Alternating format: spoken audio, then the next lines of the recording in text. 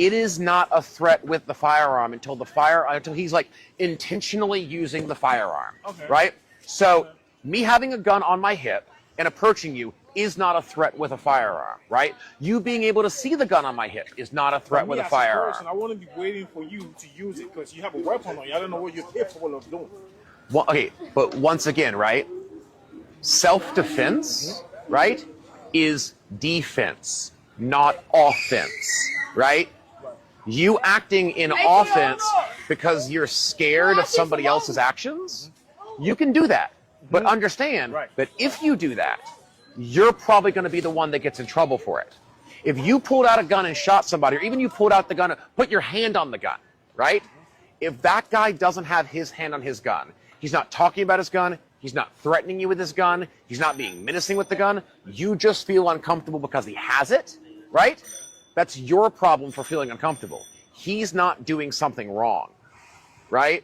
It's no different than like a cop coming up and be like, sir, move it along. He has a gun.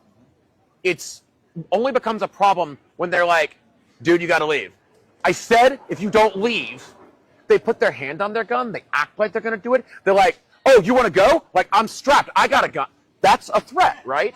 But just like, sorry, bud, you got to go. Having the gun on him does not mean he's going to use the gun on you. He's not threatening you with the gun. I got a question here. The ability to do something is not the same thing as doing the thing, right? It is true. What you're saying is a straight point. I respect that. I agree with that.